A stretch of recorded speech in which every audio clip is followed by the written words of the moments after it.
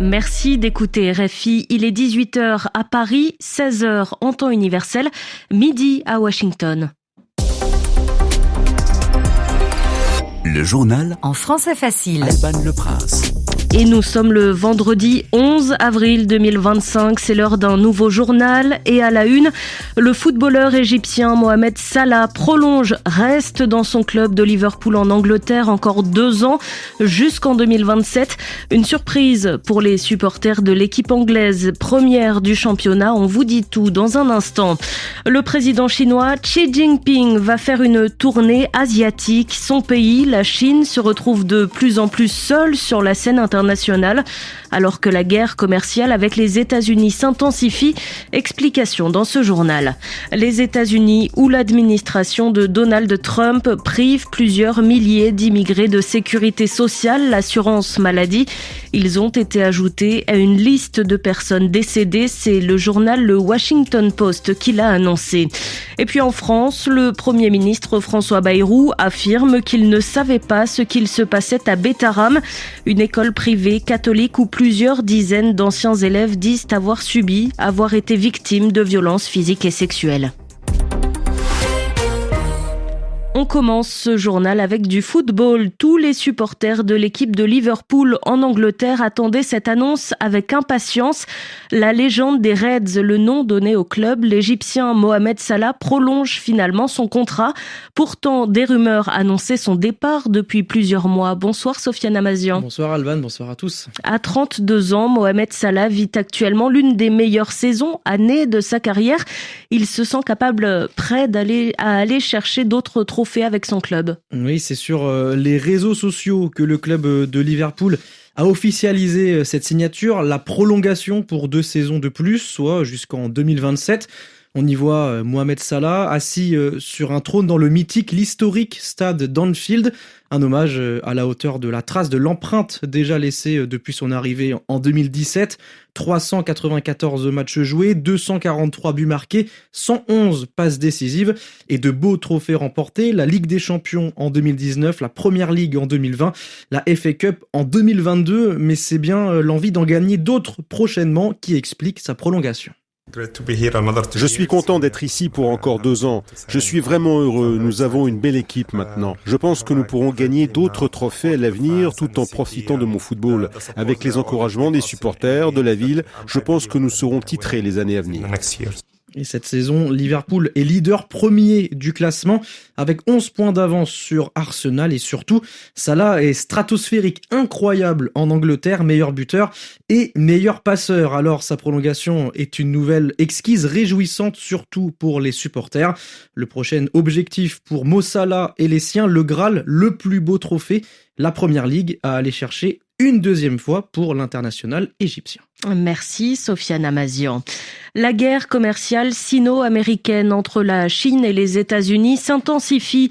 Pékin a annoncé aujourd'hui augmenter une nouvelle fois ses droits de douane sur les produits américains. Ils sont désormais de 125%. La Chine qui se retrouve de plus en plus isolée, seule face à Donald Trump. Elle cherche désormais à attirer d'autres pays asiatiques pour la rejoindre dans son combat. Pour y arriver, Xi Jinping, le président chinois, va effectuer une tournée diplomatique.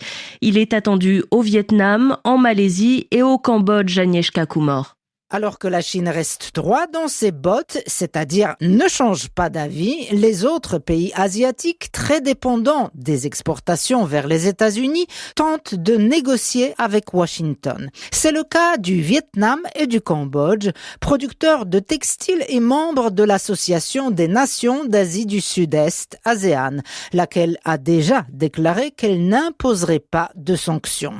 Hanoï espère réduire de moitié ces taxes, actuellement à 46%.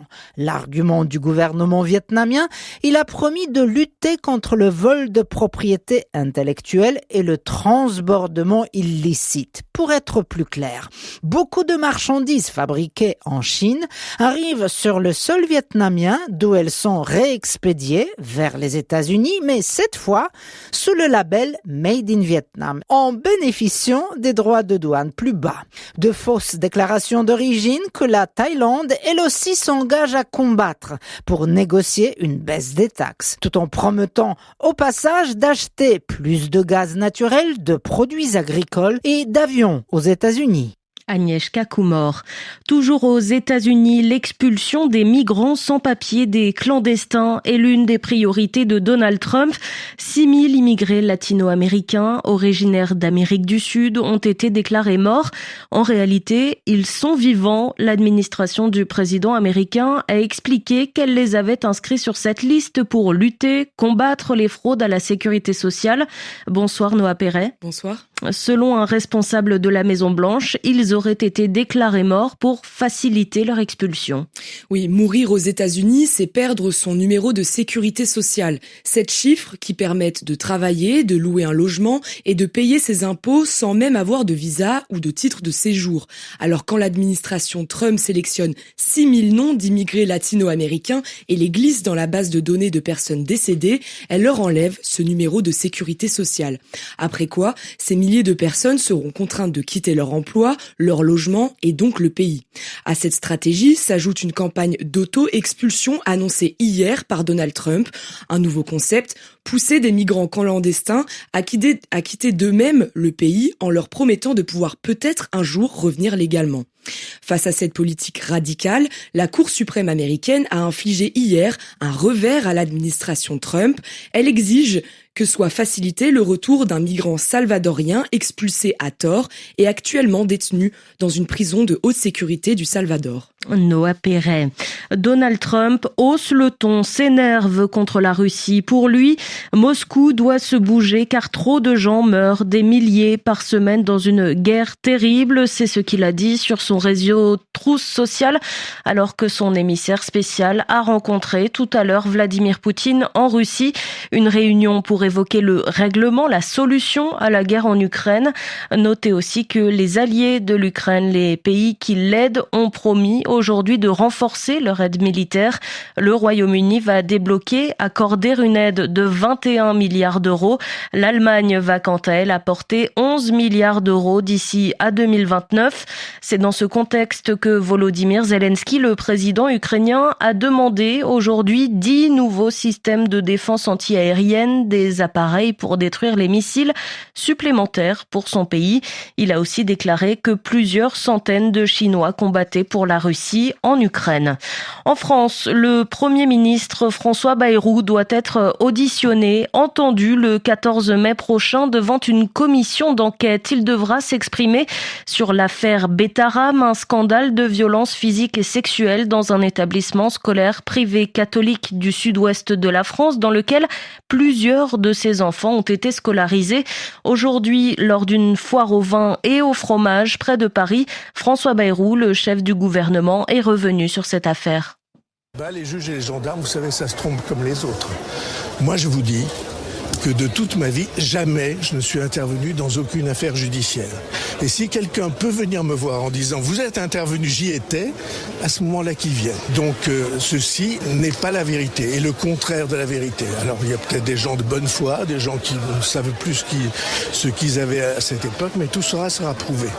François Bayrou, le Premier ministre français. Au Proche-Orient, la défense civile de Gaza a annoncé aujourd'hui la mort de 10 personnes, dont 7 enfants. Ils sont décédés dans une frappe israélienne qui a touché la ville de Khan Younes, dans le sud du territoire palestinien. Pour rappel, l'armée israélienne a repris ses bombardements sur Gaza le 18 mars dernier. Depuis, plus de 1500 personnes ont été tuées. Dans le même temps, un porte-parole de l'ONU, l'organisation l'Organisation des Nations Unies aux droits de l'homme a déclaré ce vendredi que les actions d'Israël menaçaient la possibilité pour les Palestiniens de continuer à vivre. Le ministre saoudien des Affaires étrangères a de son côté appelé à faire pression sur Israël pour garantir l'acheminement de l'aide, l'arrivée vers Gaza. En Birmanie, le Haut-Commissariat des Nations Unies aux droits de l'homme, lui, tire la sonnette d'alarme 2 semaines après le séisme qui a fait plus de 3600 morts. Plus de 120 attaques ont été menées par l'armée birmane. Il est 18h09 à Paris. Vous retrouvez ce journal sur françaisfacile.rfi.fr.